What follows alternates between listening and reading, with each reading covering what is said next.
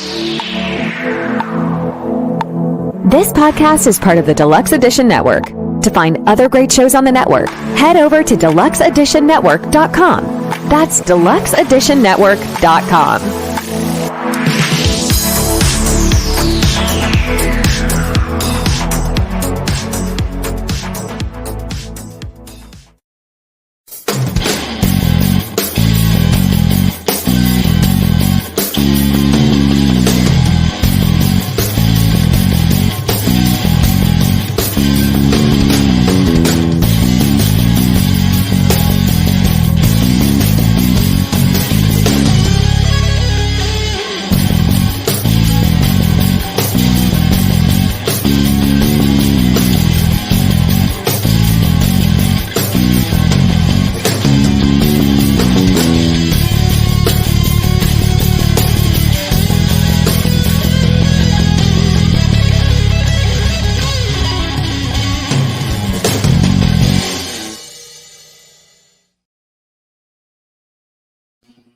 Hey everybody, welcome to Films and Fermentation, episode 160. We have another rounded out number there that we've reached, 160, getting really close to that 200th episode. I don't know what the hell we're going to do for that one, but we'll have to figure out something fun.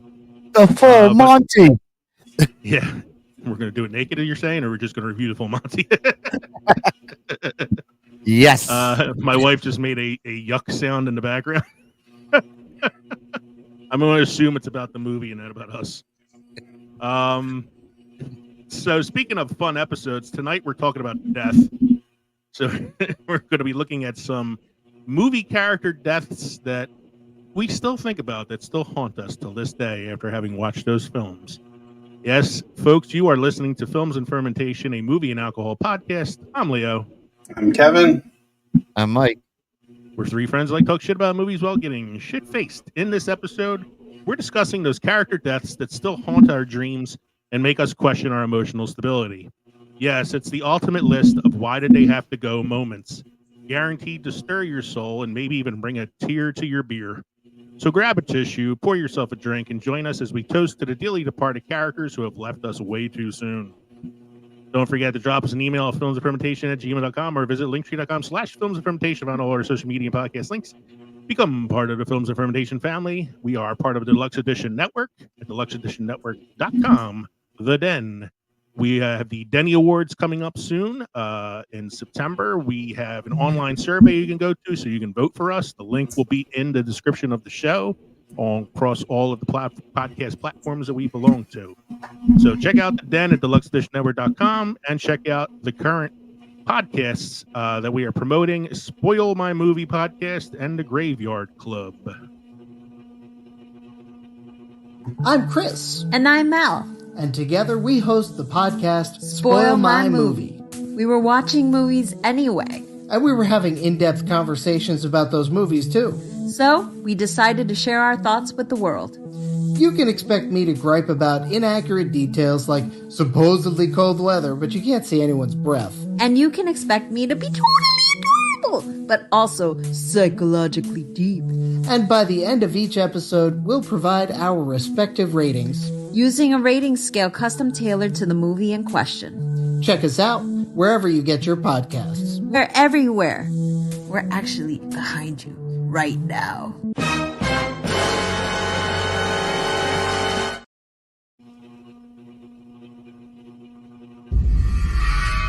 Are you looking for a place for all things horror and don't know where to go? Well, you've came to the right place, my friend. We are the Graveyard Club podcast. For all your horror needs, visit us on YouTube and Spotify, and you can follow us over on Instagram at the Graveyard Club Pod. See you there. Ciao.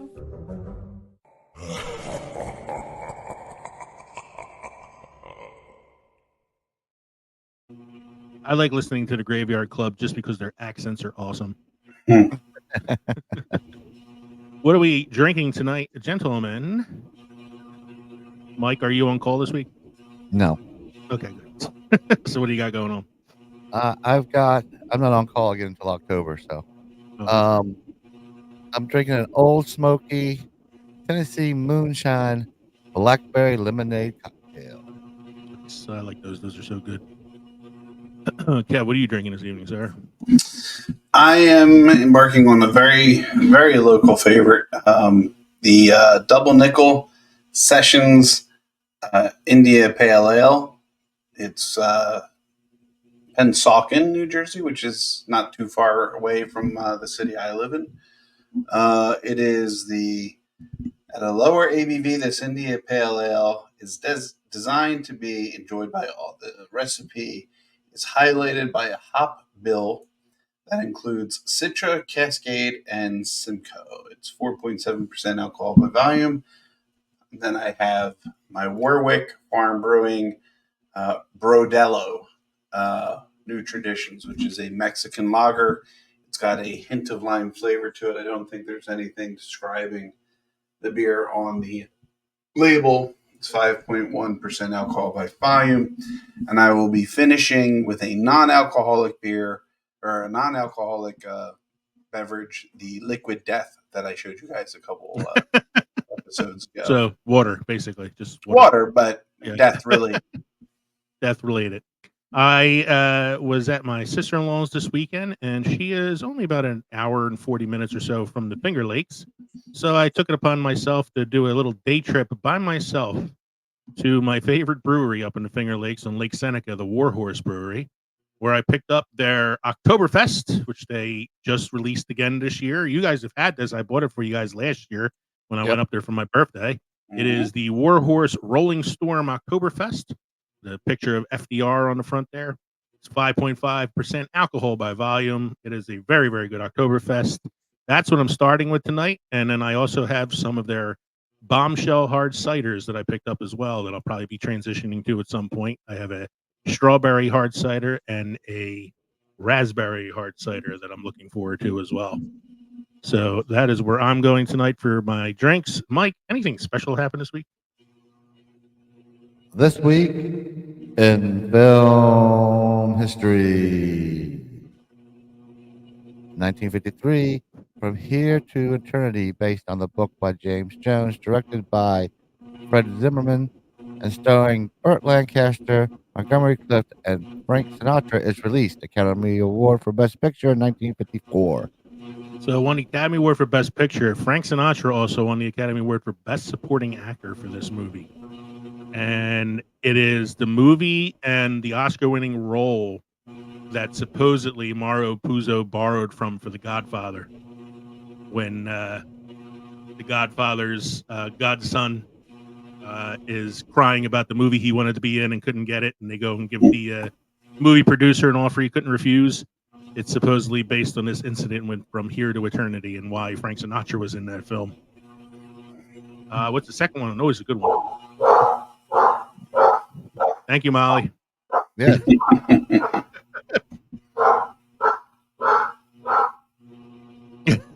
Okay. Maybe she doesn't like the second one. I think she's giving us her second one. There, she's talking about all dogs went to heaven or something like that. That's it. Go ahead, Mike. What's the second one you got? 1960, Los Angeles premiere of Alfred Hitchcock's Psycho, starring Anthony Perkins and Janet Leigh. Yeah, I love Psycho. This is one of those often imitated but never duplicated kind of things where Janet Leigh was top billed in the film and then got killed like 10 minutes into it. And so that became like a big thing, like whenever an actor is billed for something and then you don't see them again after 10 minutes. You mean like Drew Barrymore in Scream? Like Drew Barrymore in Scream. They were comparing her to Janet Leigh after that. And I'm not including Anne Heche in the terrible remake of Psycho with Vince Vaughn. When you said duplicated, not imitated, or something, what you just said, I was thinking, no, that rehash was that reboot done exactly, scene for scene. Tried to duplicate. Yeah, that's why I said never duplicate it. You know, just imitate it. But a great film. I love Hitchcock films in general. And speaking of great films, one that I talked about a little bit lately because I rewatched it not too long ago and forgot how fucking awesome it is. In 1973, American Graffiti, directed by George Lucas, opens in cinemas across the United States. One of the best movie soundtracks of all time. Mm-hmm. I think think I had it on my list when we did our movie track episode a couple episodes ago. All right. Next one, Mike. In 1985, a adventure comedy film Pee-wee's Big Adventure starring Paul Rubens is released. I know you are, but what am I? I know you are, but what am I? It's funny, is like you remember like those like kind of childish jokes and stuff, and I watched it a lot as a kid because my sisters would put it on every day after school and annoyed the shit out of me, and I hated it for so long. And then kind of rewatched it a little bit later as an adult and realized it's actually kind of a funny movie. Did you do the tape thing in the mirror, putting it all around your face? There's also some moments in it though that are kind of adult, which you don't really get when you're a kid, and it's it's funny like that. Tell them Marge sent you. Give me this next one here, Mike. I love this one. I've actually talked about this in class when I taught like banned books with my kids. In 2018, China bans release of Winnie the Pooh movie Christopher Robin after character used to mock Chinese President Xi Jinping. Good job.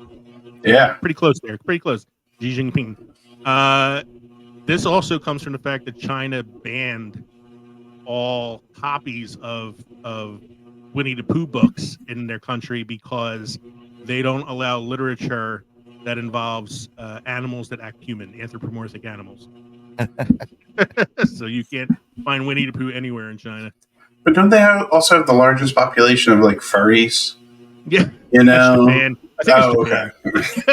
Okay. Japan's fucking weird. They let anything in their country. Yeah, so you mean what you're trying to say is Hong Kong Disney doesn't have Pooh Bear?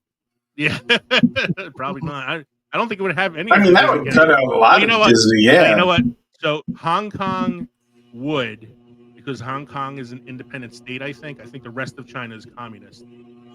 Okay, because I thought it went back to China after a couple years ago from Great Britain. Maybe, I don't know. I'm not a political or geographic expert, so I'm not even going to try to figure it out. Let's just move on to the next one. In 2023, Barbie film passes $1 billion at the global box office. Its director, Greta Gerwig, is the first solo female filmmaker to do so. Yep, it's supposedly Barbie and Oppenheimer were the movies that were going to bring life back to the box office. And it didn't quite happen the way studios had wanted it to until the release of the recent film, Deadpool and Wolverine, which is quickly entering $1 billion gross mark itself. Heard a lot of good things about that movie. I have. I've seen a lot of spoilers on YouTube already because these motherfuckers cannot spoil things for you. Yeah. All right, Sarah, what do you got? A must-try beer craft destination for us, Steven? I have a destination for us in Illinois. It's the Half Acre Brewery. Founder Gabriel Magliario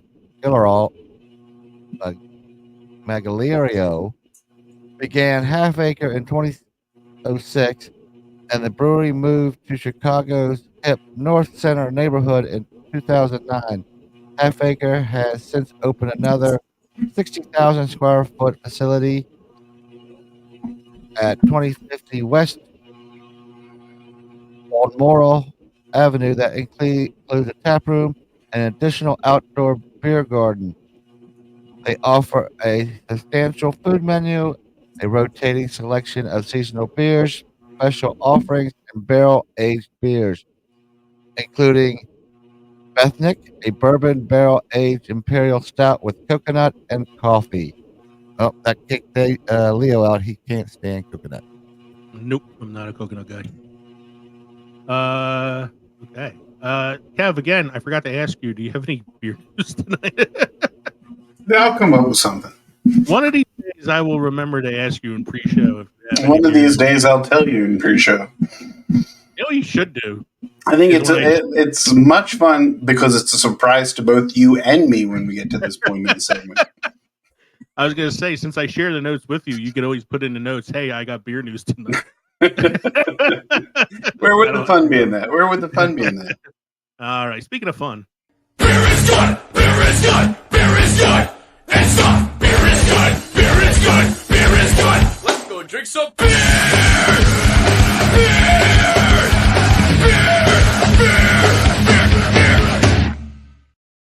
Hello, everybody. Beer news brought to you by Films and Fermentation, I guess.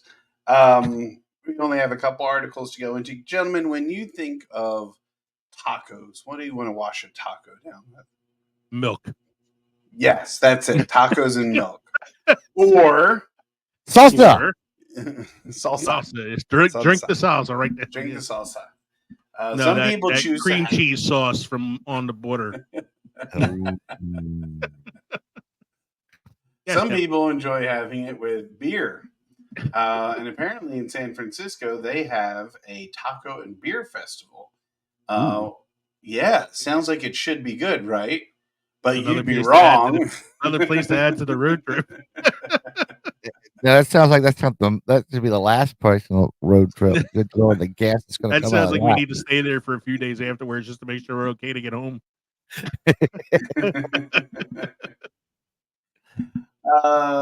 Recently, on Saturday, hundreds of people attending the West Coast Taco and Beer Festival in San Francisco were met with long lines leading to underwhelming expectations. For many, the event was not what they paid for. I'm guessing this is a little bit like the beer festivals that we've attended around us. Do you know where you pay so much for a ticket and you get so many beers? It was probably like almost an hour in line, said Matt Jenkins, who attended the event with his fiance. They only had one person checking tickets at the front door, which was insane. I don't know. There were probably like over 1,000 people waiting in line, according to an admissions ticket. The event offered alcohol tastings and taco samples from over 30 vendors, so maybe there were multiple tacos too. According to Jenkins and his fiance, it wasn't anywhere close to that. It was not 30, it was 10, maybe. And the beer was a little sample, and the line to get in was very, very long. They also said none of the food was free. It was all extra cost. So you're buying your ticket for a taco and beer festival. This is sounding less like a field trip I want to take. Yeah. Right? We had heard after the first 20 minutes, all of the free options ran out, said Jenkins, but no one was even able to get in by the time that it was offered. Blue Stream Entertainment, who was the organizer of the event, said, "We're saddened to hear about the reaction we've had coming from San Francisco. When we built this company, our mission was to bring a community together to celebrate local chefs and breweries. We are as transparent as we possibly can be, and we understand the community's frustration with the long lines and the limited tastings. We are currently working with our vendors to improve future events to make sure that we hold our mission statement true and improve the guest experience." They went on to have said that they changed the format for their upcoming event in San Jose. The tickets will include bottomless beer samples, and the food will be for purchase. Jenkins and Bautista said that they tried to ask for refunds, but haven't been able to get a hold of anybody. So, yeah, that's not one we're going to want to take. But no, if I'm going to a beer and taco festival, I want everything included in my ticket. Yeah. Exactly. Oh, absolutely. If you're going to put it out there as a beer and taco festival, you should include the tacos in the cost for the ticket. You know, if you say it's a beer fest, but we're going to have taco vendors that you can purchase it from, that's a different story.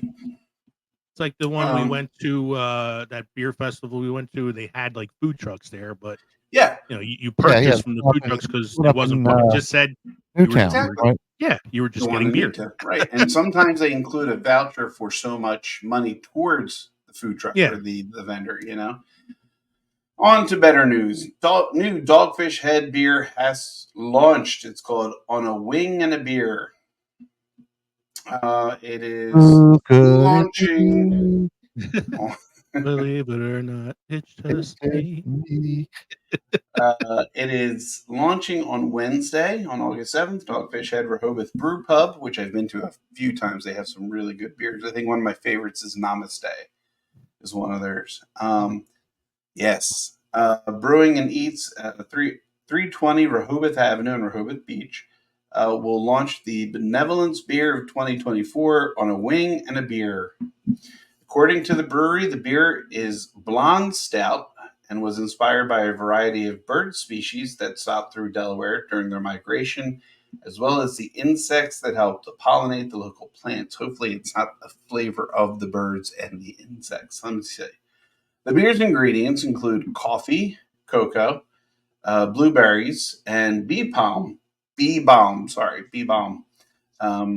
Play a key role in contributing to the biodiversity and health of ecosystems by providing food, habitat, and pollination services, which are crucial for the survival of many birds and insect species, the brewery explained in the release. 10% of proceeds from the launch night and on August 21st will benefit the Delaware Natural Society, according to Dogfish Head.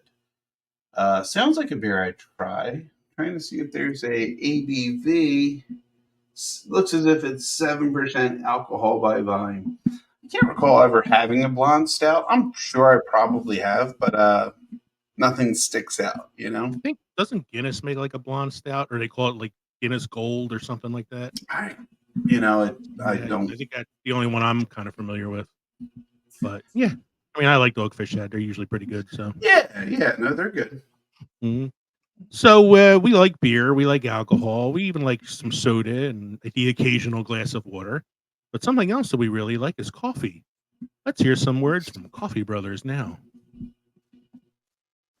I love a good beer, but right now I could use a good cup of coffee. Have you heard about Coffee Brothers? Oh yeah, they're that coffee company out of New York, right? Well, they're more like a coffee wizards of New York City. They source these amazing seasonal blends and single origin coffees. It's like a flavor adventure in every cup. And get this, they roast everything in small batches. None of that mass-produced stuff. It's like each bean gets the VIB treatment. VIB? Very important bean. Sounds fancy, but is it worth it? Definitely. Plus, they're a two-person team. I mean, that's dedication right there. Two brothers, one mission to caffeinate the world. And right now, you can save 10% on your order. I mean, who doesn't love a good discount? All right, you've convinced me. Let's get some Coffee Brothers now. Coffee Brothers, where every cup is a sip of perfection. Save 10% on your next order with the code FNF10. That's FNF10. Cheers to great coffee. Thank you for sticking with us after that short break. We are going to get into our main segment in a moment. But before we do that, I have finished my beer. So I'm moving on to my second drink, which is also from Warhorse Brewery. It is the Bombshell Hard Cider. It's their signature line. They have a whole bunch of different flavors of their Bombshell Hard Ciders. This one is the Strawberry Tangerine Bombshell Hard Cider, and very tasty. I haven't had this one before. I sampled it last time I was there and liked it enough to buy a couple packs of it. I moved on to that. And I have to shout out, we have two comments on one of our YouTube videos recently. It was on our Perfect 80s film from last week. Unknown Eclipse 8496 on YouTube said, "This is an interesting podcast topic." And he wanted to enter Clint Eastwood's Pale Rider as one of those underrated 80s films. And I had to look that up because I didn't realize there was a spaghetti western Clint Eastwood film in the 80s. Pale Rider was 1985. Yes, I thought it was the 70s. And at Caleb Hernandez 187 on YouTube writes, "I'm sorry, but the most perfect 80s movie is and forever will be Eddie and the Cruisers." Agreed. Greatest 80s film ever. Agreed. It's almost like Crybaby. Yeah. Mac and me. Mac and Me is definitely the greatest 80s film ever. I just wanted to put that out there before we move on to our main segment tonight, which is the new topic, character deaths. This is movie character deaths that have kind of stuck with us, even, these many years later after seeing these films for the first time. And so each of us, go ahead, Kev. I was just going to say, as we go through them, we really should say why their death was so impactful. Yes, exactly. We should Yeah. kind of talk a little bit about the film and their death scene. And I have clips for the death scene. So if you're watching this on YouTube, you will see a little mini clip. If you're listening to us on an audio podcast platform, obviously you won't see it, but you can still hear the clip. And hopefully you're familiar enough with these films to know what's going on. So each of us made a list. I have 6 on my list because there was one I just could not leave off. But Kevin and Mike have 5. So we're going to do our usual like round robin thing. I'll start. Then we'll go to the And first you'll one on Mike's finish. list. All that. What's that? And you'll finish. And I will finish because I have an extra one on my list. So my first one, I had to put this down because this is, as I've said before, my favorite movie of all time. The movie I've probably watched more than any other film in my life.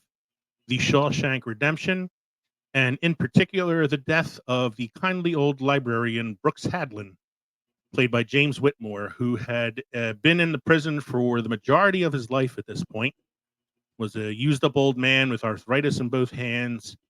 Red even says he probably couldn't get a library card if he wanted to because he's an ex-convict at this point.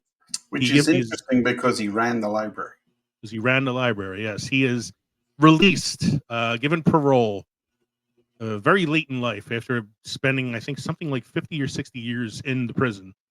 And because he's unable to acclimate himself to society afterwards, he decides the best thing to do is take his life. And it's an impactful scene for me because he was such an innocent character, even though he was in prison for a crime, which we never find out what the crime is.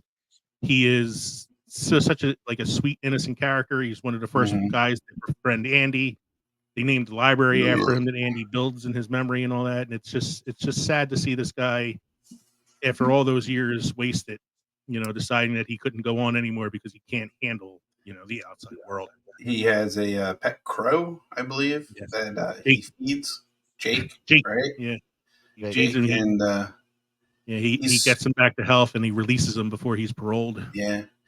And he's such a sweet character and so scared of how much life has changed on the outside that he takes drastic measures. Spoiler alert, he takes one of the inmates and holds a knife to his throat.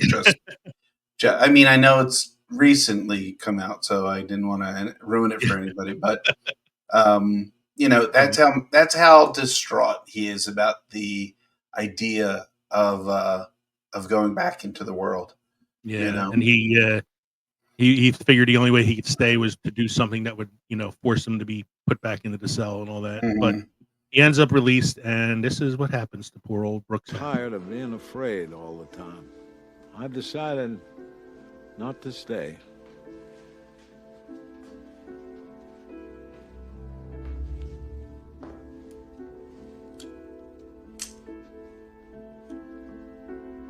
I doubt they'll kick up any fuss. Not for an old crook like me.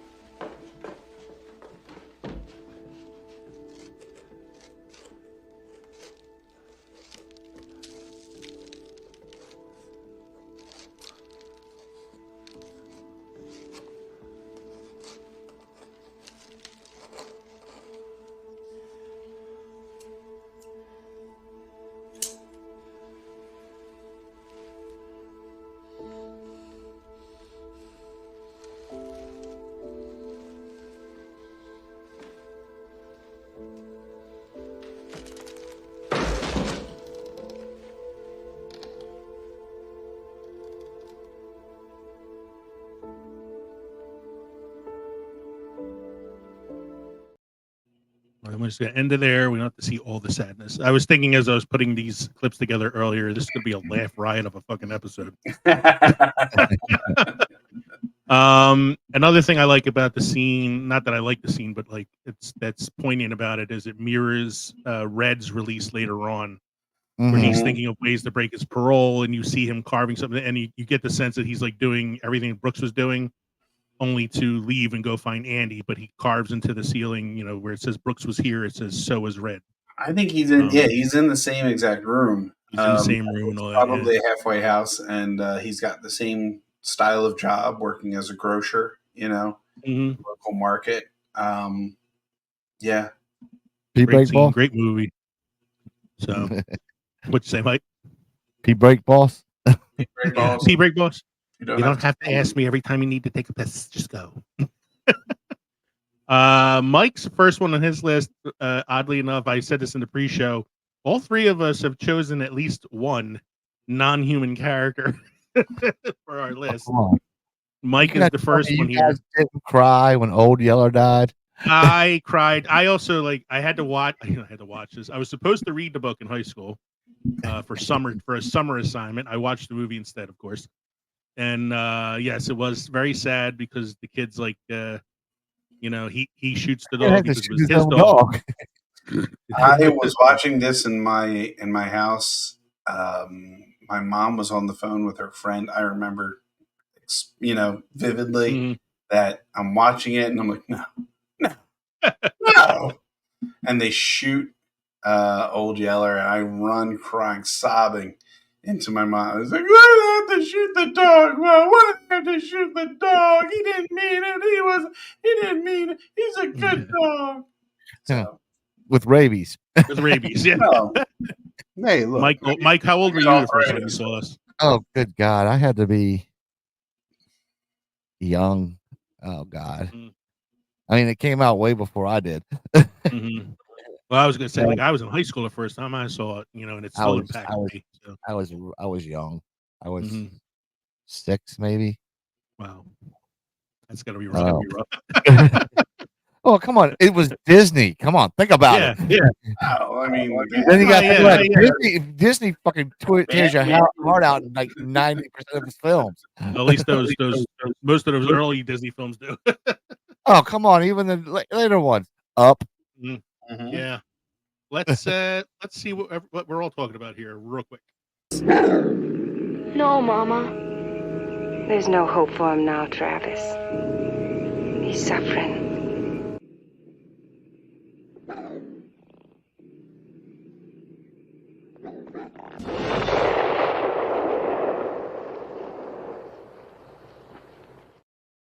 There was actually a clip I took directly from YouTube, so it was only 20 seconds, but there's a little bit in there that got cut out, which is he grabs a gun from the mom and he says, "No, Mom, I'll do it. He was my dog." Before shooting, which kind of makes it, I think, is the part that kind of makes it the saddest. So you watch this movie and then school makes you read, Where the Red Fern Grows. Yeah.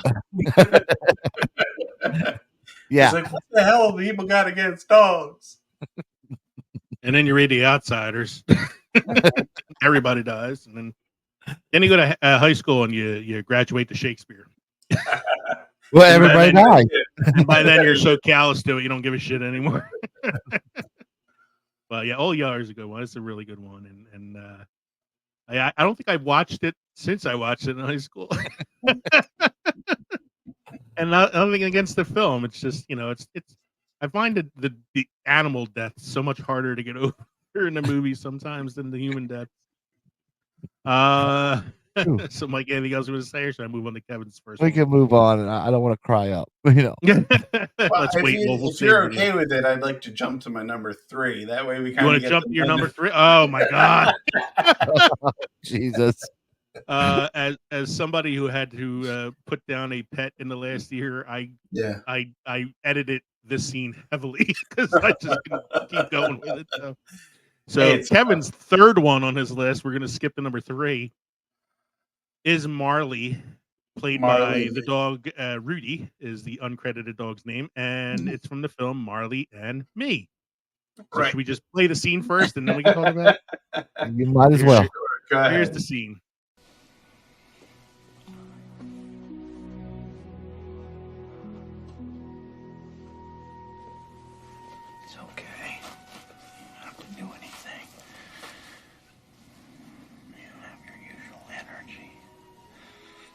Remember how we were always saying what a pain you are? You're the world's worst dog. Don't believe it. Don't believe it even for a minute. As you know, we couldn't find a better dog. You know what made you such a great dog is you loved us every day, no matter what.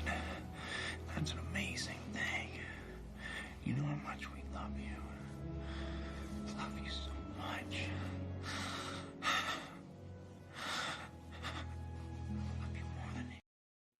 What got me through the editing that scene? You're all right, Kevin? Told you this episode is gonna be a lit ride. No. What got me through editing that scene was I had to just keep doing my exaggerated imitation of Owen Wilson in order to get myself through it. You're such a great dog. Wow. Such a you know why you're such a great dog? Wow, because you're a good dog. Wow.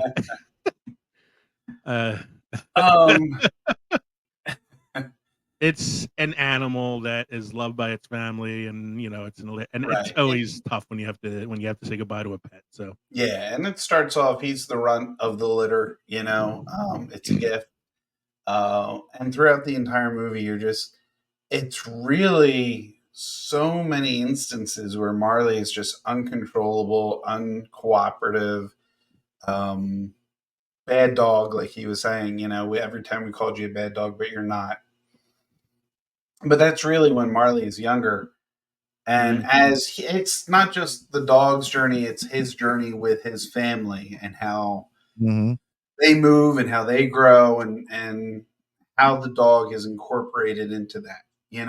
I'll tell you what, they should have did it to that fucking Beethoven dog. Oh man. Jennifer Aniston at one point, she's trying to conceive, she loses her baby. The dog comes in and you can tell it understands. Mm-hmm. And then its behavior with the kids and how much the kids love the dog and the dog loves the kids. And just seeing as the dog ages, what happens naturally, So, yeah. And Megan hasn't seen this. I told her we're going to have to watch it. Oh, God. Probably not until after the baby's born. Yeah, maybe a couple years later. I don't think I can take this movie with the hormones and everything else going on. Yeah. It was hard just watching that clip. Yeah. Oh, so we go from putting down one old animal to another, and we get the second one on my list, Han Solo.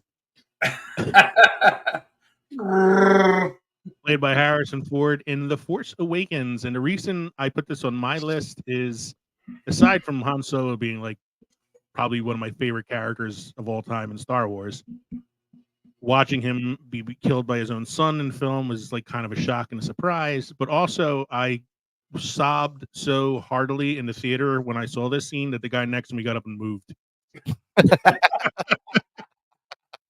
Okay. It's like, so let's see the scene. Don't know is that the guy next to him was Mike. So yeah, which I wouldn't have been surprised if it was Mike who did it. But let's see this. Have you watched it? Yeah, and I cried so loudly I sounded like Chewbacca at the end of that scene. So let's see this scene real quick.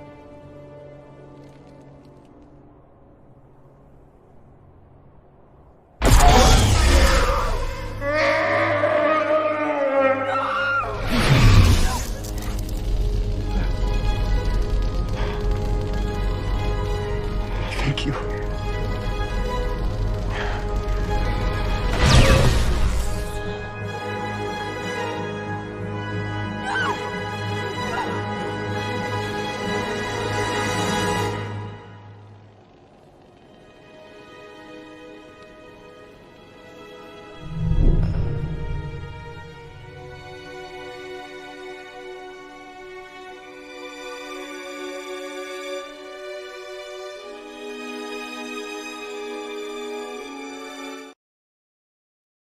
And that final part of the scene is one of the things that makes it impactful too, is Leia, feeling it. Yeah. In the Force, and then and and that was the edited version. I mean, I heavily edited was where they he not only stabs him, but then he lifts the blade up through the top of him, and he kind of peels back like a banana. Wrong movie. I think you're thinking of Terminator when you choose the liquid Terminator. Yeah, because they came back together. Yeah, like I did cut out a little bit of it because it's a long scene, but he says to him, I know what I have to do, but I don't know if I have the strength to do it. which is kind of like maybe Han Solo was helping him kill him so he can, like, I don't know. It was just, it's ambiguous because it doesn't get explained much in the second two films, since the two directors were fighting for creativity on those next two films. Yeah. But for me at the time, because I liked The Force Awakens and I enjoyed it the first time I saw it, and it was just a shock to me because it was not something I was expecting. You don't see too many main character deaths in the Star Wars universe, you know. No. So, And fun fact, Harrison mhm. Ford had asked that Han Solo be killed. He wanted him killed in Jedi. before Return of the Return of the Jedi. Jedi. Yeah. So that takes us to Mike's second one. Good movie, great book, great movie. Michael Clark Duncan received a Oscar nomination for Best Supporting Actor for this film, playing John Coffey, an innocent man being put to death for murder in The Green Mile. I'm tired, boss. Don't put that over my head. I was afraid of the dark. Coffee, like the twin brother, just not spelled the same. Yeah. Great book, great movie, and such a great performance from Michael Clark Duncan. He embodied a child really well. Yeah. That's what I got. He was just a big childlike innocence, childlike optimism. You know, the whole cornbread scene where it's like, do I have to give him a piece? It's like, no, that's yours. Yeah. You do whatever you want. He goes, I think I'll keep it for myself. Yeah, like it's such a wonderful performance. Now, I had read the book. The book was interesting because when King wrote it, he wrote it as a serial novel. So he would release two chapters at the beginning of a month, and then you had to wait a month for the next two chapters to come out. Right. So I read it when it was a serial. You can now buy it as a whole novel now, but I read it as a serial novel, and man, it was like, it had me in the grip because it was like I couldn't wait for the next month for the next book to come out because I just had to see what was going to happen next. And then when it gets to the scene in the book, it's very accurate to how it happens in the book. Like, he doesn't want the bag over his head because he's afraid of the dark. You know, the guards are all crying because they've gotten to respect him at all at this point. It's just, it's a real tough scene. Michael, why did you choose it? Just because it's just you fall in love with this character, and you're thinking somehow, some way, they're gonna get him out of this, you know. And especially when you know he's innocent, right? And they still, yeah. Keep waiting for that governor's call to come in. Well, you know what? The other thing was the relationship between him and Tom Hanks, and Tom Hanks understands what he is, and that he's like a miracle worker, a creature of God, and how deep it is for him. He's like, how am I supposed to explain myself for doing what I'm about to do to you when I'm at the pearly gates, and I can't do that. I can't live like that. And he's just like, don't worry, boss, you're fine. It's like, man. Yeah. So here's the scene in question. Roll on one.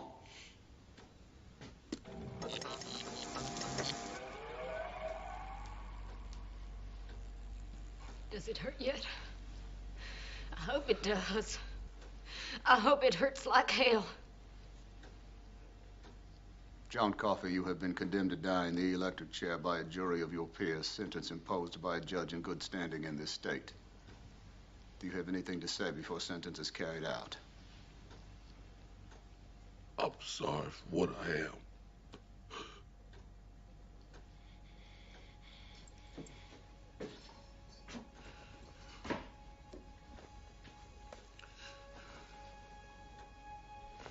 Please, boss. Don't put that thing over my face. Don't put me in the dark. I was afraid of the dark.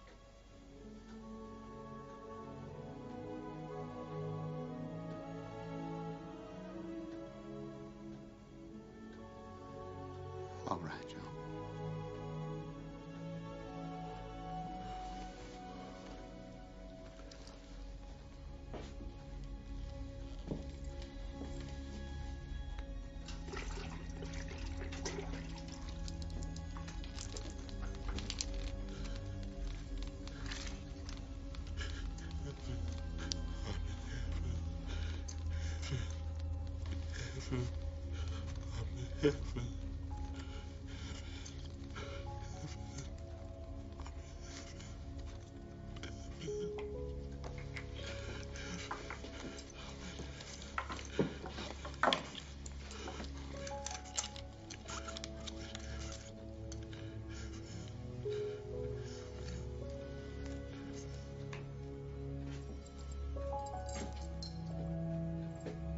John Coffey.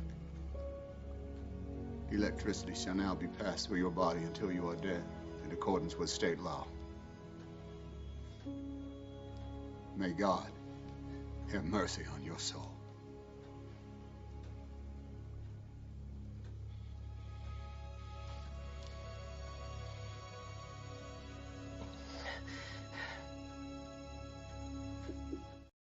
We'll stop it there at Barry Pepper's snotty nose.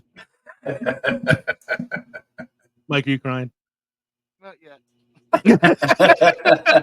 Not yet. Not yet. I'm getting there.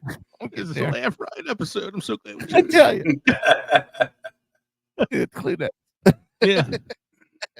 Little fun fact there. The guy behind John Coffey that was putting the shit on his head and all that is the judge from Shawshank Redemption who sentences Andy to life in prison. Yeah, but the guy in the audience was not red, but the other guy from Shawshank, the guy that got his Yeah, neck. he was the guy in the parent. Yeah, of part of children the who were murdered. group. Yeah. And Was for that some done by the reason, same director? Frank Darabont. Yeah, they did both. I think it might have been because he's like a collaborator with Stephen King. He directed Shawshank. He directed The Mist, which is also a Stephen King film. And I think he directed this one, The Green Mile. I'm looking it up now. Frank Darabont. You are? Correct it or not? Frank Darabont. You could just look up The Green Mile and see who the director is. I think I'm going to do that instead. While you're doing that, let's take a look at Kevin's first one on his list since he decided to skip to the third one. Let's do the field medic from Saving Private Ryan, played by Giovanni Ribisi. Another Tom Hanks movie. Another Tom Hanks movie, yeah. Wow. Oh, yes, he did do The Green Mile. Yeah, because he's a frequent collaborator with King. So, yep. Giovanni Ribisi's death in Saving Private Ryan. In all honesty, one of Ribisi's best performances. It is tough scene. Yeah. Tough scene to watch. It's a tough scene. So why don't we? You want to do the let's scene watch first? it. No. Watch it first. Watch it first. Yeah, let's do the scene first, and then we'll talk about it. More sulfur, Mellis. Listen to my voice. You're gonna be all right. You're gonna be all right. You're gonna be all right. Wait, you're fine. You're going on a hospital. More sulfur. Put my legs up. More sulfur. You're gonna be okay. Put my legs up. You're gonna be all right. I got him. You're gonna be okay, Ray. I got him. Up, give me your canteen. Come on. Pressure. Come on. Get you out of here. Put some pressure on it. You're gonna be okay. How's it look? It's all right. How's it look? You're gonna be okay. You're gonna be okay. Mel, give me some. Here comes the morphine. In my shot in the spine. Shot in the spine. Lift him up. All right. Easy. Come on. Easy. Put some pressure. Easy. Lift him up. Okay. It's okay, dog. It's all right. Wait. You got an exit wound. It's in the small of your back. How big's the hole in it? About the size of an acorn. It's fine. Okay, put it on. Put it down. All right. Put some pressure on it. Put some pressure on it. Some pressure on it. Put some more pressure on it. Is there anything bleeding worse than the other? Yeah, right here. You know what it is? Right here. Yeah, right here. I'm gonna put your hand on it. We got some pressure on it. Right there. That's good. Okay? That's the one. Oh my God, my liver! Oh my God! So come on, Wade. Tell us what to do. Tell us how to fix you. What do you mean? What can we do, Wade? Tell us what to do. I could use a little more morphine.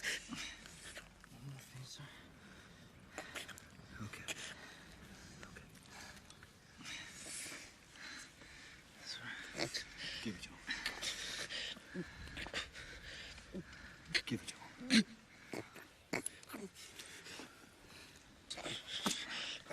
There you go. Wait. Here you go. Here it comes. There you go. There you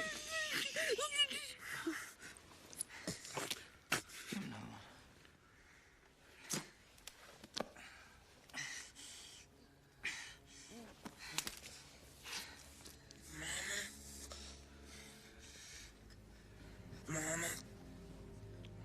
I want to go home. I want to go home. Yeah. That's a tough one. So I had read that like field medics who have watched the movie said that the reason he asked for the morphine was because he knew if he had enough of it, it would induce a heart attack and kill him because he was already That's on his what I way out figured too, anyway. yeah. Because it's crazy that he's like triaging himself because he's the medic. And I think that's the part that made that whole scene chaotic was he was the one that would know what to do. Everybody else around him has like basic first aid training, and he's the one that's like, what place is worse than others, and is there an exit wound, and realizing his liver was shot, and all the chaos is big. But I think it's after he gets the injection and the calls for his mom and wanting to go home. It's in a movie full of character deaths. It's one of the harder ones to watch. Yeah. I think this one and the Jewish soldier Mellish who gets stabbed by the German soldier, like those are the two hardest scenes in the movie to watch. Right. Because of how visceral they are. And with this one in particular, he was talking about how his mother worked late. This was earlier in the movie. He was talking to Opum. Opum, I think is his name was. The little clerk guy, Upham. Right, Upham. Yeah. And he was saying how, his mom would work late and sometimes he'd wait up for her, but sometimes he wouldn't. And sometimes he'd still be awake. And he knew that the only thing she wanted to do was talk to him to talk about his day and her day. And he just pretended being asleep. So she'd just walk away. And then seeing that scene where he wants his mother, I tell you, after that scene where he tells Upham about pretending to be asleep, I'm like, oh, this motherfucker's dying soon. What he was doing at the time too, and that happens throughout the movie. He's rewriting the letter to go back. Vin Diesel's character, Capazzo, to go back, and that letter. I even remember at the end of that scene where Ribisi's, when he finally dies, Ed Burns comes over and takes the letter out of his jacket, puts it in his. Because they've been passing this letter along the whole time. Yeah. So from that tough scene, we get to my first animal on the list. From the never-ending story, Artax, the horse, Atreyu's horse, who dies in the swamps of despair because he is so depressed that he can't pull himself from the swamp. Now, this is a kind of a cheat because he does come back at the end of the movie after Bastian saves the nameless kingdom, but it's still sad and still something that kind of scars you when you're a child. Artax, please, you're letting the sadness of the swamps get to you. You have to try. You have to care for me. You're my friend. I love you. Artax! Don't be hard! You gotta move or you'll die! Move, please! I won't give up! Don't quit! Artax! All right. So I have so there's this I can't think of the name of it, but there's a account on TikTok that I follow that I like watching because it's this guy shows his girlfriend the movies that he grew up with that she's never seen, and he records her reactions as she's watching the movies. Okay. And after she watched this scene in Neverending Story, she's like, I fucking hate you.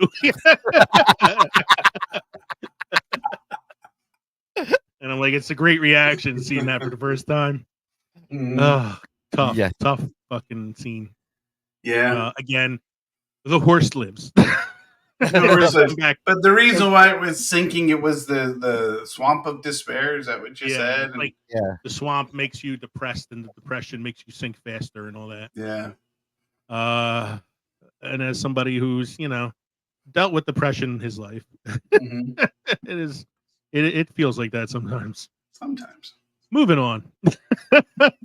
Moving right along. Just another, I'm more happier. No. More happier death. No, Mike's third one on his list. Silas Tripp, played by Denzel Washington, who won an Academy Award for Best Supporting Actor for this movie.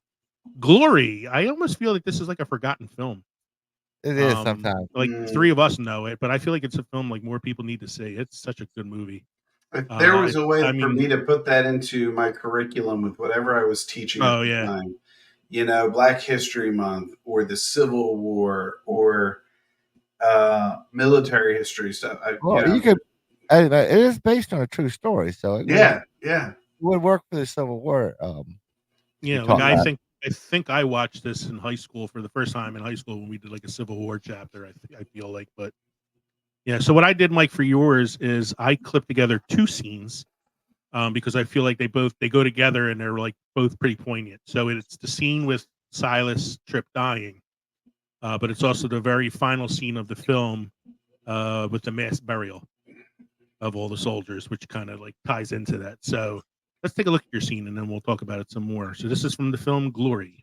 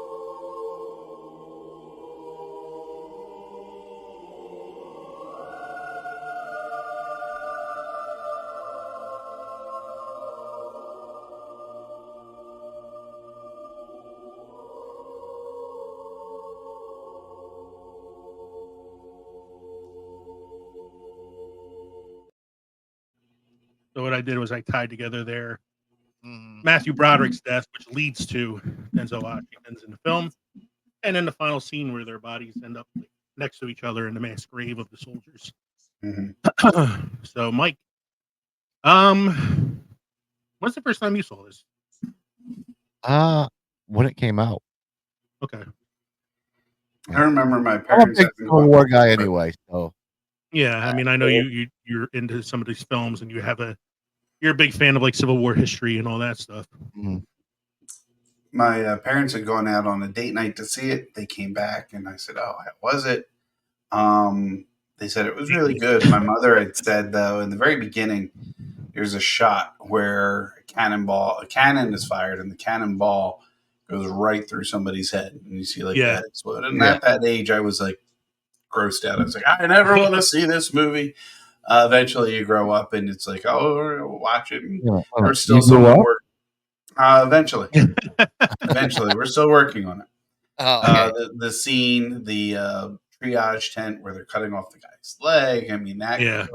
there are a couple of scenes that turn your stomach. And although I do feel that this scene and just all of the people that were focused on in the movie when they died, it was sad. I think this was not as sad for me as the scene where Silas is captured for going AWOL and the consequences that he faced for that. I think that was a bigger choking, like you choked up for that one. He's getting whipped and he's got the tear in his eye, but he's not. Yeah, he's not got a making stone sound. face. Yeah, and he's a hard ass throughout the entire movie. And you see this stone face glaring at Matthew Broderick's character as he's getting lashed, the lashes, and his jaw his lips start to tremble, and his jaw starts to quiver, and then just this solitary tear that goes, oh my god. Yeah, but to me, with this scene, is a changing for his attitude through that, from the movie, and him leaning there, dead, but keeping the flag up. Yeah, is a moment. Wasn't that the flag in general? Yeah, yeah, and he had that whole discussion with Matthew Broderick's character earlier about when this war's over, nothing's going to change, and he's like, well, something has to change. And I think Matthew Broderick had talked to him about bearing the flag at that time, and he wasn't quite sure. He was like, it's nothing's, this isn't your war. He was just kind of like, unsure as to what would come of it. Right. Yep. So I love Glory. It's a movie I haven't seen in a while. I feel like I need to rewatch that at some point because it's such a good movie that I feel more people need to see. It's pretty historically accurate. The character, the cast is unbelievable. Yeah, great ensemble. Yeah, you got Morgan Freeman, Denzel Washington, Andre Brower, Matthew Broderick, Cary Elwes, and that's just the main characters. Like there's other actors who pop up in supporting roles throughout the film. And that's a great movie. On to Kevin's next one. So this will be number 2 on your list, even though it's your third entry this evening. I went out of order, but yeah. Yeah, but we wanted to do the animals first, I guess. All right. So this is the second Dumbledore, Michael Gambon, playing Albus Dumbledore in Harry Potter. And which one is this? The Half-Blood Prince where he gets killed? This is the Half-Blood Prince. Half-Blood Prince, yeah. This is the Half-Blood Prince. This is the death of Albus Dumbledore, which, of course, comes at the hands of Severus Snape. If you haven't read the books before seeing the film, you might not know that this was all part of the plan, but it's still a sad scene anyway. So let's get to that one. I have 2 Harry Potters on here, so I have to make sure I get the right one. Hold on. There it is. All right, so this is the death of Dumbledore. This is your moment. Do it. Go on, Draco. No! No.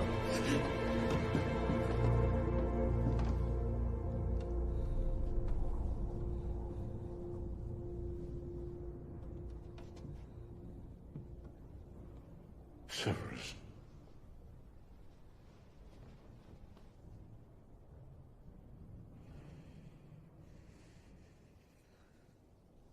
Please. Avada Kedavra.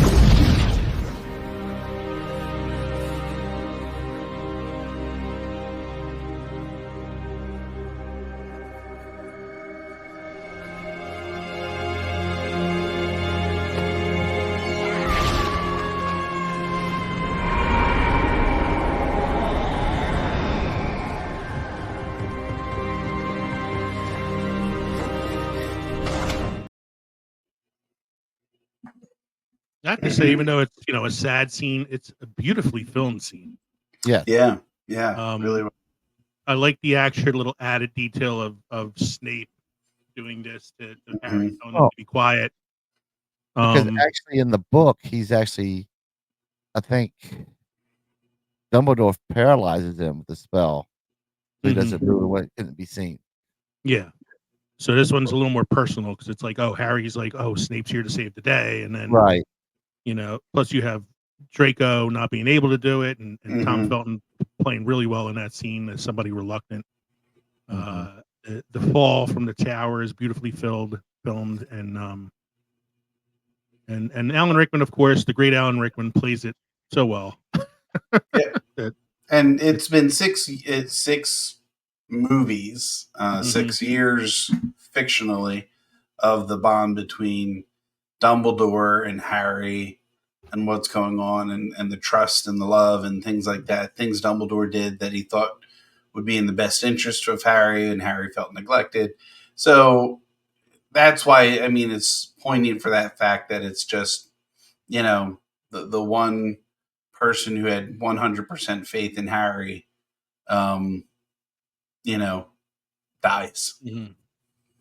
And I mean, like I said, if you're not somebody who read the books, it was a shocker. Most of us, like 3 of us, I think we've all read the books, or at least are we have. familiar with the books enough to know that this was coming, but it doesn't make it any less, powerful a scene. It's still pretty powerful, especially when you like see it in person like that. No, great film, great scene all around. My next one, the 4th one on my list, is Sergeant Elias, played by Willem Dafoe in Platoon, which won the award for Best Director and Best Film in 1986, I want to say. What makes this scene poignant is at this point, you learn that Sergeant Elias is like the nice sergeant. He's the one that's friends with Charlie Sheen's character in the film. He's always at odds with Sergeant Barnes, which is played by oh my god, why can't I think the actor's name now? The guy was in Major League. Yeah. I'll think of it in a minute. But he and Barnes are always battling with each other throughout the film.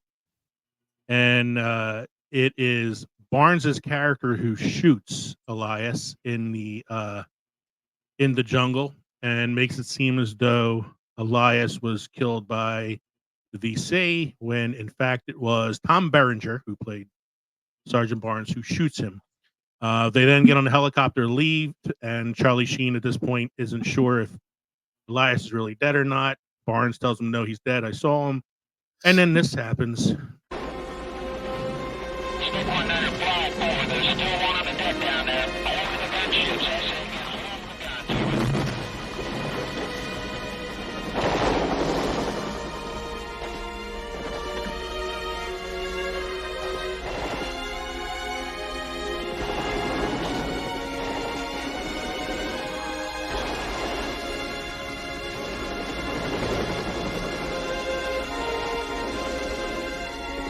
Hold your orbit. Guns, pull off. We're trying to come around my side.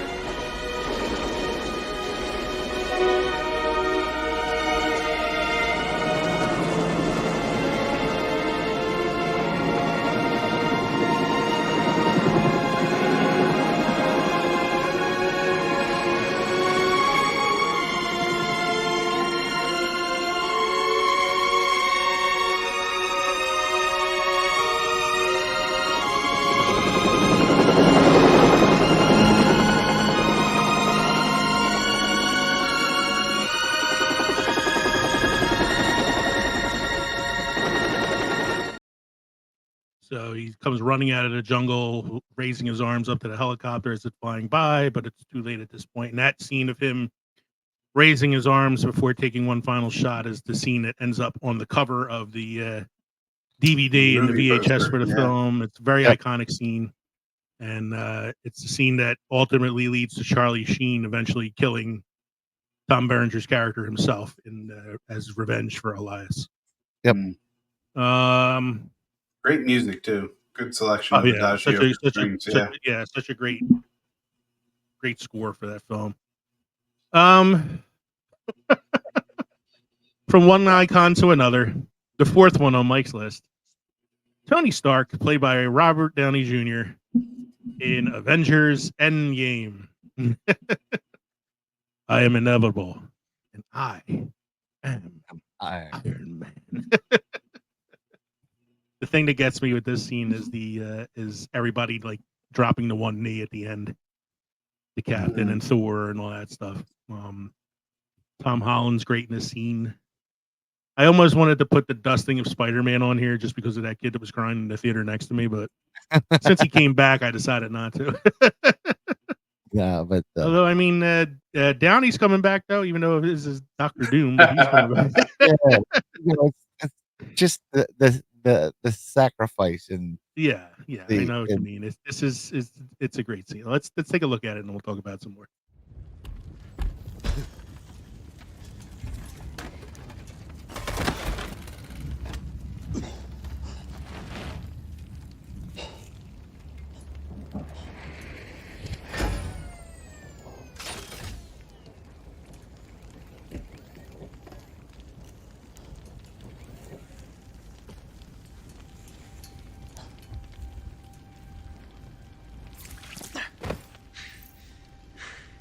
Mr. Stark? Hey! Mr. Stark? Can you hear me? It's Peter. Hey. We won. Mr. Stark. We won, Mr. Stark. We won. You did it, sir. You did it. I'm sorry, Tony.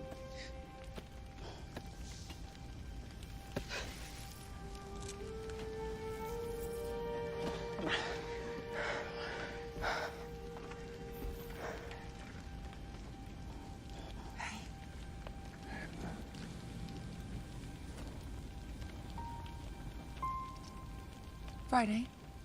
Life functions critically.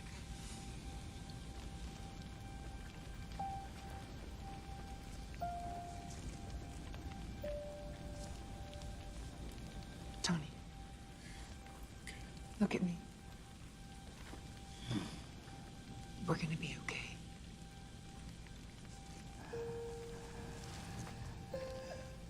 You can rest now.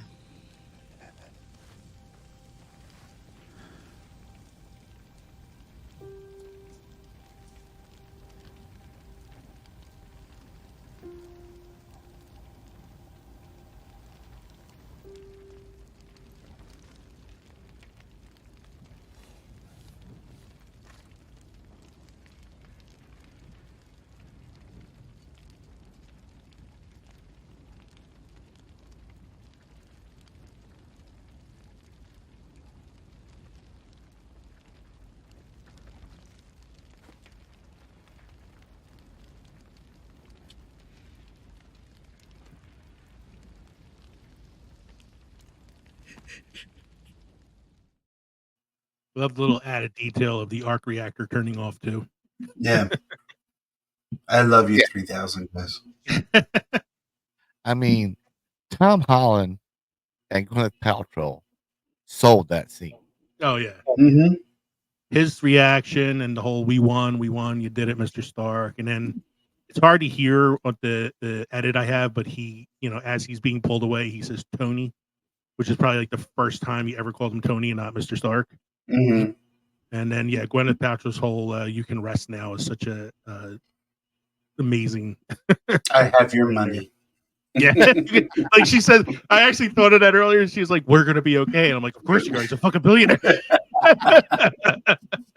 Yeah, but live in a cabin in the fucking woods, guys. Come on now. I was in a Spider-Man movie.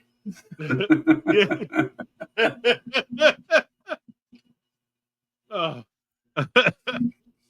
From one Endgame death to another, Kevin's fourth one on his list also comes from Avengers Endgame. It is the death of Natasha Romanoff, aka Black Widow, played by Scarlett Johansson. Let's bring that one up real quick.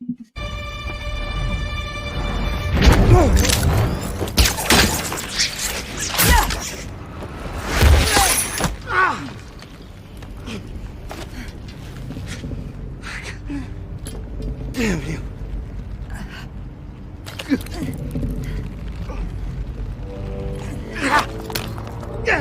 Wait.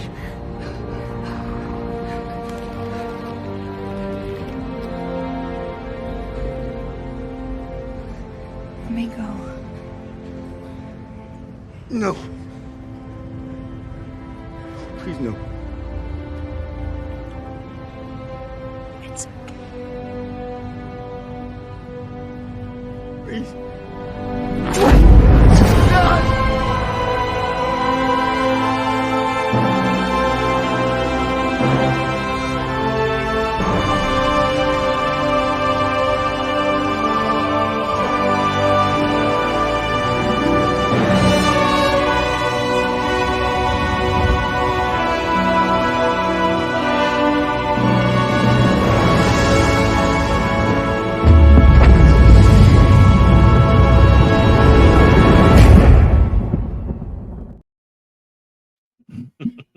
This was a tough one. Yeah. This was a tough one because it was. I mean, I thought of Zoe Saldana. I thought of oh, why can't I think of her name right now? The character's name. Gamora. Her death, because it was both kind of the same. You know, it had to be a sacrifice, but I think this was more poignant because it was Hawkeye who had lost his family, and now this is his friend, and he's willing to make the sacrifice. She's like, no, I haven't. You know, I should do it. You have your family. If this works, you'll have your family again. And that's why I think this one meant a little bit more than Gamora. You know, that she was forced off. Plus, Whereas everybody this had been was- speculating for 6 films at this point that Hawkeye wasn't going to make it anyway. Yeah. Well, you would have to. There's a whole comic book series called Old Man Hawkeye. Here's the thing that pisses me off. How come she didn't get memorialized at the end like Tony did? They had no body. No, they didn't have a body, but I did see something. The whole scene on the deck of the river, or whatever it was, the pier. Somebody broke it down that the characters it was Thor, Thor, was Hulk. It was Captain America. It was Hawkeye, and it was Iron Man. Each of them represented a different stage of grief. Yeah. There's anger, denial, mourning. Yeah. Mhm. Acceptance. That's interesting. I have to rewatch it to see that. I'll rewatch that scene just to And see their it. behavior in the scene reflects that too. Yeah. Yeah. I'll have to rewatch that to see. That's interesting. The next one on my list, tough one if you're a fan of the Firefly series. Especially when you find out that if Firefly had gotten renewed for a second season, this would never have happened. But we have to blame fucking Fox for this death. One of many things. They canceled Firefly, which led to the death of Wash, played by Alan Tudyk in the film Serenity. I'm a leaf on the wind.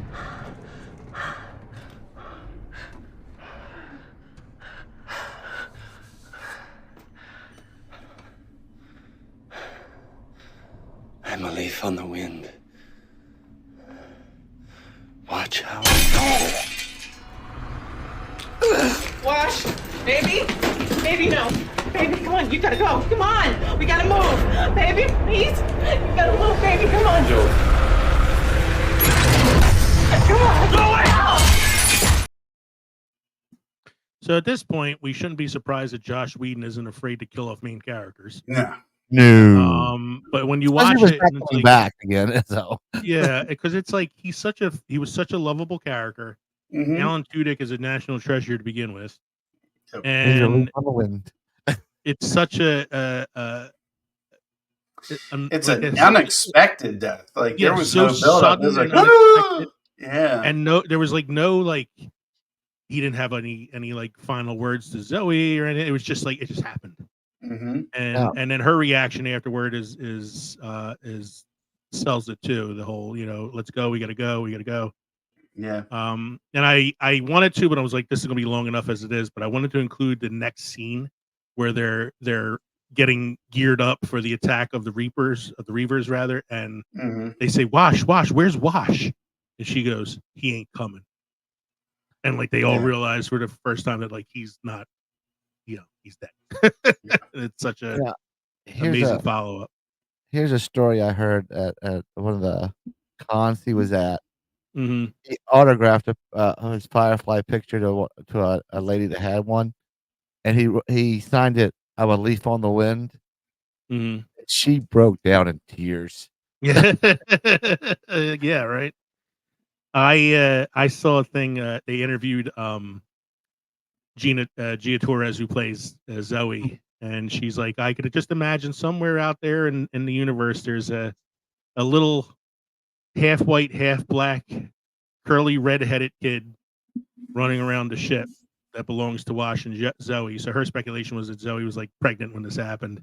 It is in the And comic book. so, well, that's just it. The writers of the comic book took that in stride and created a child Yes. that is now running around on the Firefly. That is her and Wash's kids. Which makes it kind of sad, even sadder. So, from one great sci-fi death to another great sci-fi death, Mike's fifth choice, which I knew Mike was going to put on his list, which is why I didn't take it. Oh, I It would have is erased it off your list if I saw it on there. It is the death of Mr. Spock, played by Leonard Nimoy in Star Trek II: The Wrath of Khan. His was the most cute. Even insults him in death. Yeah. So here we go.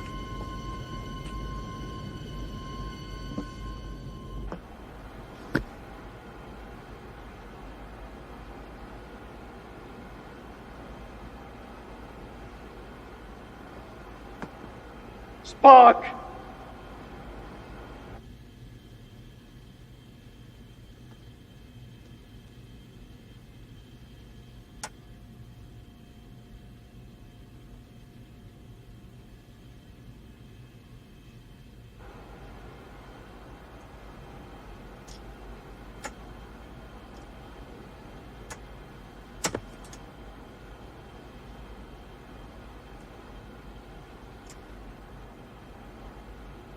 Ship. Out of danger? Yes. Don't grieve, Admiral. Just logical. The needs of the many outweigh The needs of the few. or the one.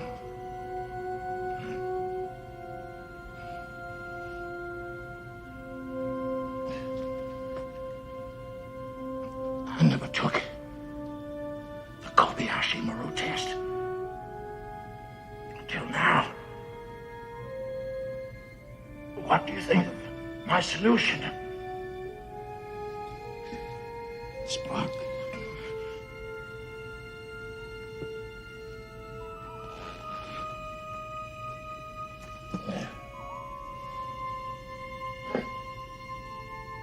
I have been, and always shall be, your friend.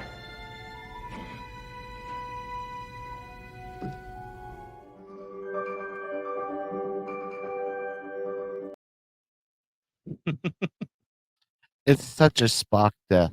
I mean, I know it's he 'cause gets it's up, logical. he straightens his uniform. He's logical about it. Yes, and it's just wrong. Is it ruined by the fact that he comes back in the next movie? No, because they hint at it at the end of the movie anyway. Yeah, it's. I came to Star Trek later than you did. Like you were a fan growing up. You watched the original series and all that, and I didn't come to it a little bit later in life. So when I first saw this, it was kind of ruined by the fact that I knew he was coming back. But I still think it's an amazing scene, very well acted, especially for like a campy sci-fi series. It's a beautiful scene. You also have a pretty devastating scene before that when Scotty walks under the bridge carrying the body. Oh, yeah. Yeah. But it's another one of those things like with Star Wars, a show where you're not used to seeing main characters get killed and the main character Yeah, gets killed. they weren't wearing red shirts. They're not supposed to die. Well, he was wearing a red shirt in that scene. Well, you could also argue not that it's sentimental or hurtful, just the acting chops of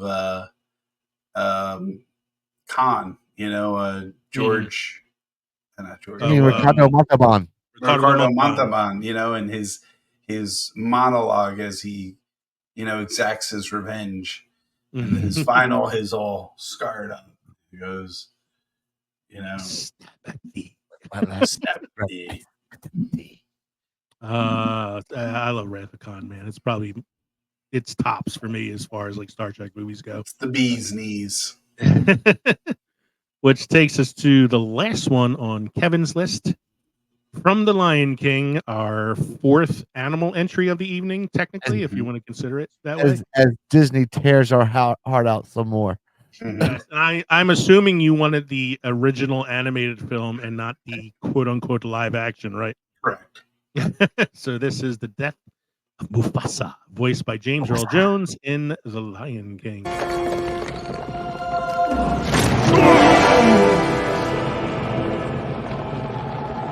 Long live the king.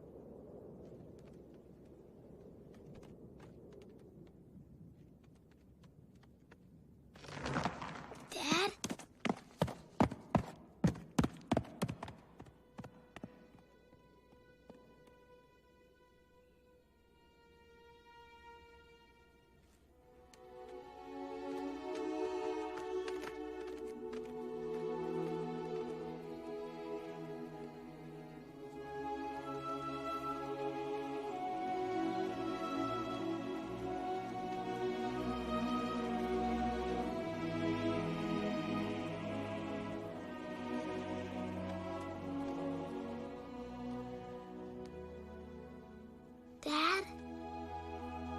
Dad, come on. You gotta get up. Dad, we gotta go home.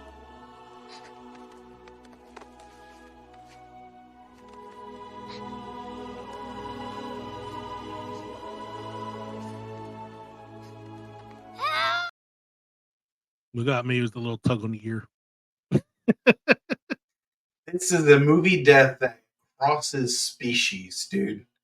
I've seen reels on Instagram and Netflix Facebook, where there are dogs watching this and they are whimpering and sad to watch the death of Mufasa.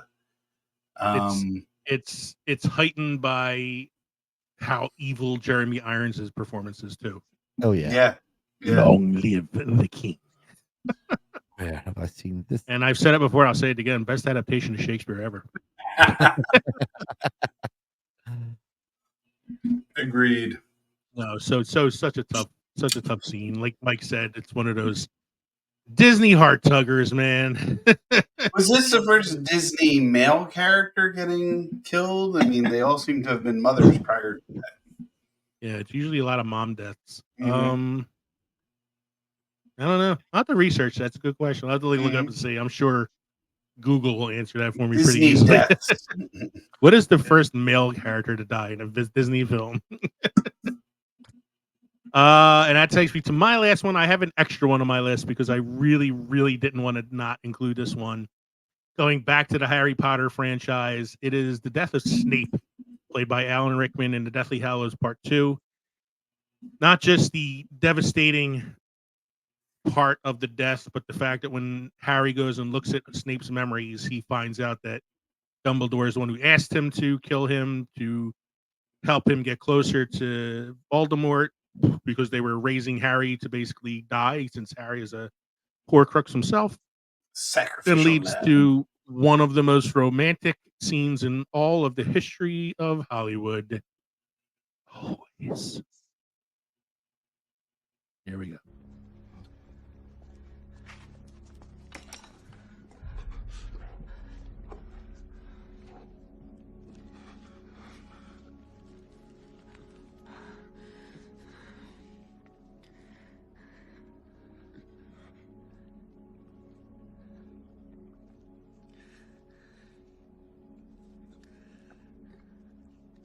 Take them.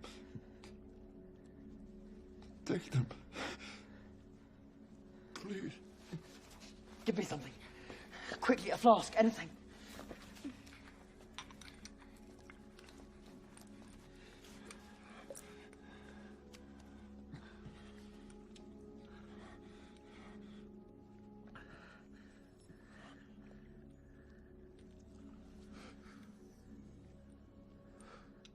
Take them to the pensive. Look at me.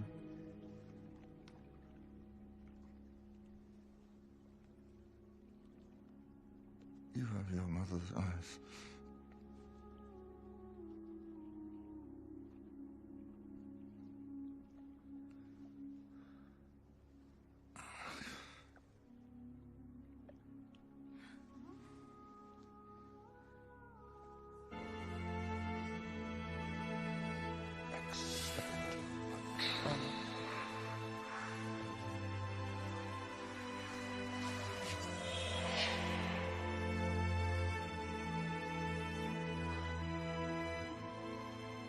Lily. After all this time. Always.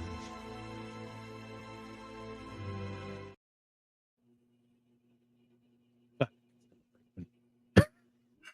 anything's sadder than the scene itself is the fact that we don't have Alan Rickman anymore. No, true.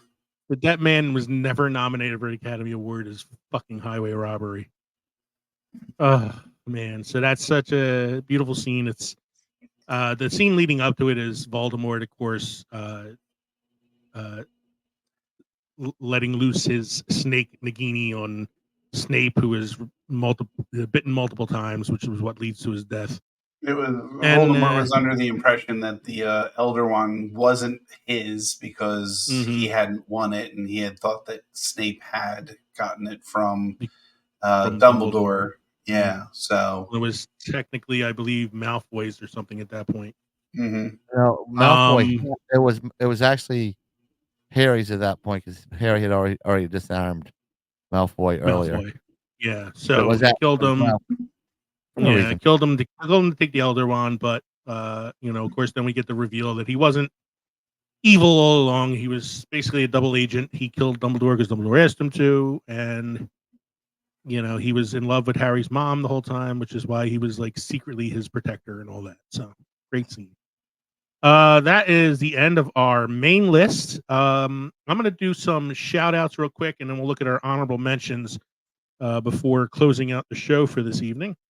On Reddit, we have Baby from the On the Mic with Baby podcast, who said, I got one, not a gut-wrenching scene, but totally shocking. Mark Wahlberg murking Matt Damon in The Departed. I was not ready for that.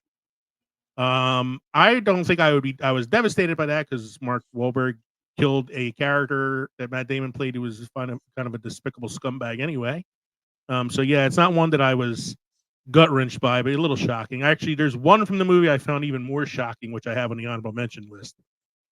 On Facebook, Dara Gaffney, who is a friend of the Deluxe Edition Network, wrote Kong in Peter Jackson's King Kong. It was not beauty that killed. It wasn't bullets, but beauty that killed the beast. Paranormal, the New Normal podcast, gave us Iron Man from Endgame, which we already had on our list, of course.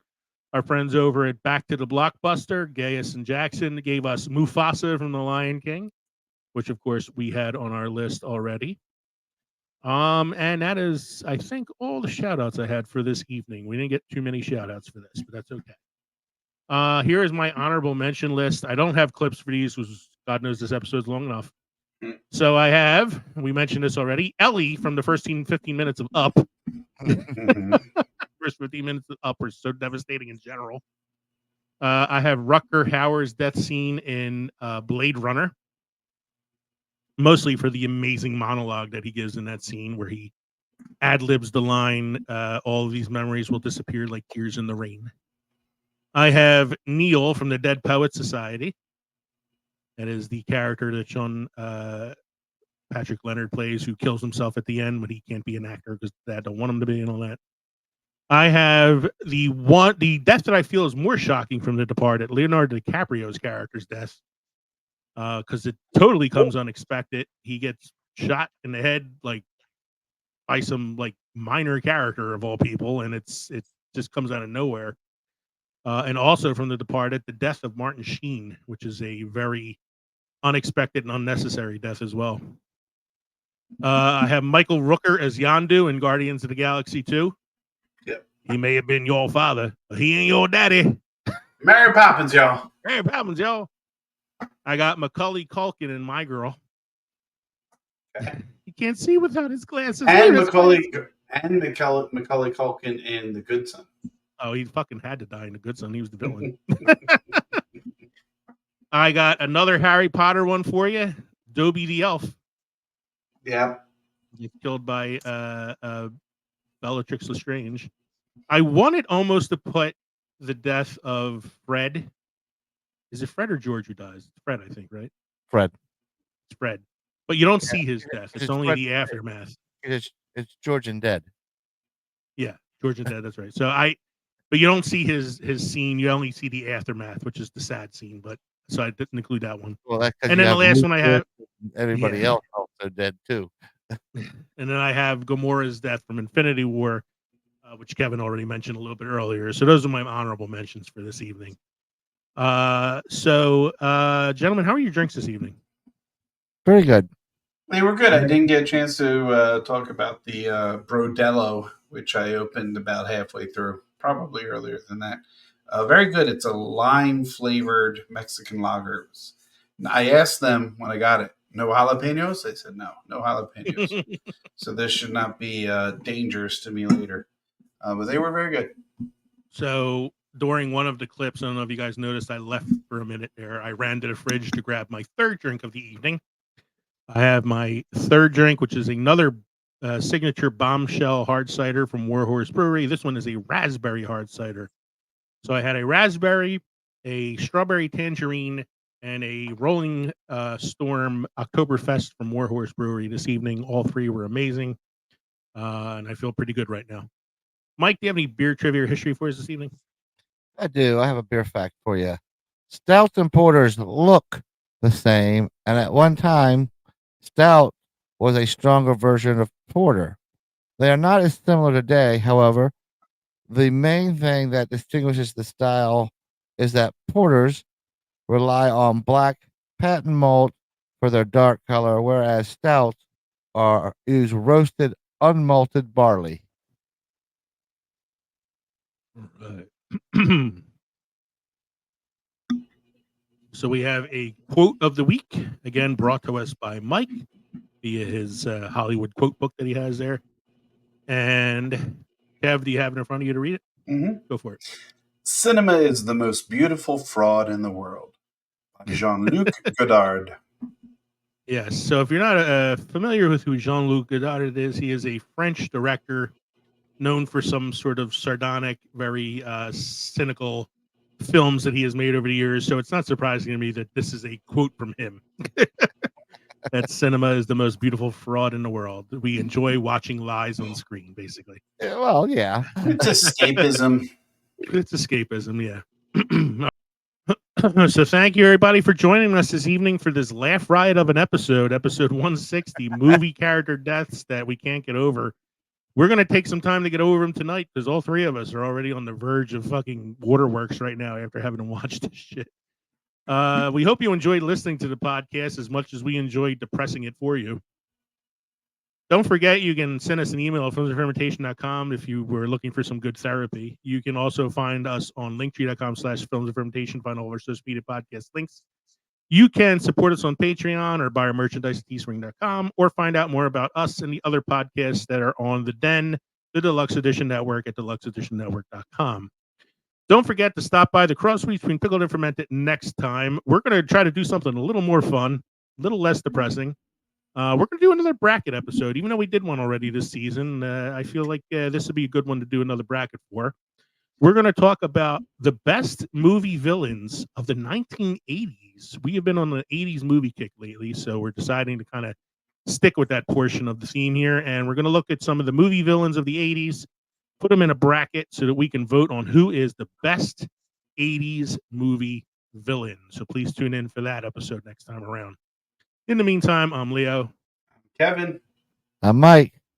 You have been listening to the Films and Fermentation podcast. Cheers, everybody. Cheers.